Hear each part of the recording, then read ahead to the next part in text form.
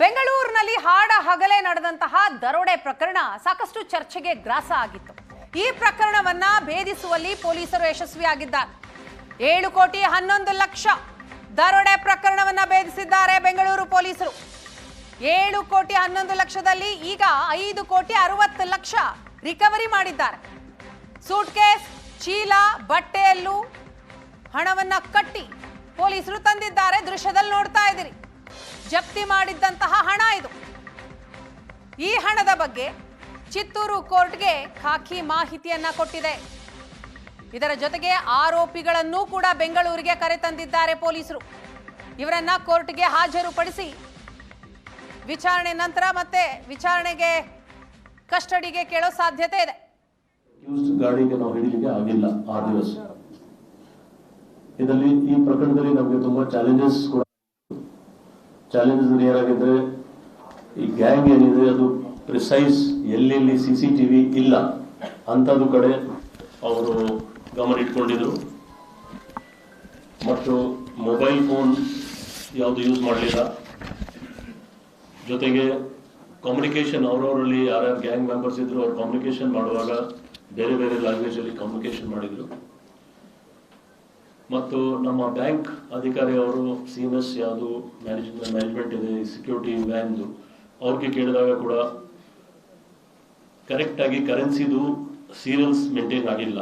ಅಂದ್ರೆ ಸೀರಿಯಲ್ ಹೊಸ ನೋಡಿದ್ರೆ ನಮ್ಗೆ ಕರೆಕ್ಟ್ ಸೀರಿಯಲ್ಸ್ ಗೊತ್ತಾಗುತ್ತೆ. ಸೊ ಇದು ಎಲ್ಲ ಕೆಲವು ಚಾಲೆಂಜಸ್ ನಮ್ಗೆ ಆಗಾಯ್ತು. ಆದರೂ ಎಂಟೈರ್ ಆಪರೇಷನ್ ಏನು ನಾವು ನಿಮಗೆ ಗೊತ್ತಿರ್ಬೋದು, ಈ ಕಳೆದ 19ರಿಂದ 22ನೇ ತಾರೀಕಿದೆ ಇಲ್ಲಿವರೆಗೆ ಇದರಲ್ಲಿ ನಮ್ಮ ಇಬ್ಬರು ಜಾಯಿಂಟ್ ಕಮಿಷನರ್ CCB ಮತ್ತೆ ಜಾಯಿಂಟ್ ಕಮಿಷನರ್ ವೆಸ್ಟ್ ಅವ್ರ ಸೂಪರ್ವಿಷನ್ ಅಲ್ಲಿ, DCP ಸೌತ್ ಮತ್ತೆ CCB DCP ಟೋಟಲ್ ಎಲ್ಲ ಸೇರಿ 11 ಟೀಮ್.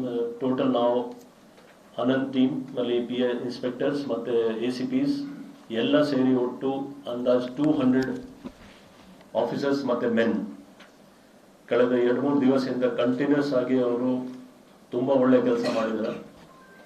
ಇದರಲ್ಲಿ ಕರ್ನಾಟಕದಲ್ಲಿ ಮಾತ್ರ ಅಲ್ಲ, ಕೇರಳ ರಾಜ್ಯದಲ್ಲಿ, ತಮಿಳುನಾಡು, ಆಂಧ್ರ ಪ್ರದೇಶ್, ತೆಲಂಗಾಣ ಮತ್ತು ಗೋವಾ ಅಲ್ಲಿ ಟೀಮ್ಸ್ ಹೋಗಿದೆ.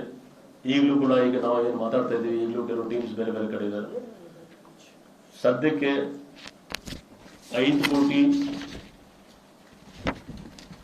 ಕೋಟಿ 76 ಲಕ್ಷ ಅಂದ್ರೆ ಟೋಟಲ್ 5.7 crores ರಿಕವರಿ ಆಗಿದೆ. ಟೋಟಲ್ 7 crores 11 ಲಕ್ಷದಲ್ಲಿ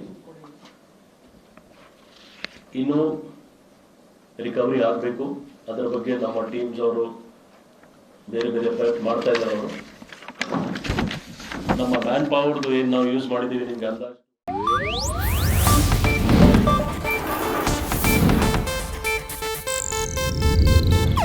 ಇದು ಏಷ್ಯಾನೆಟ್ ನ್ಯೂಸ್ ನೆಟ್ವರ್ಕ್ ಪ್ರಸ್ತುತಿ.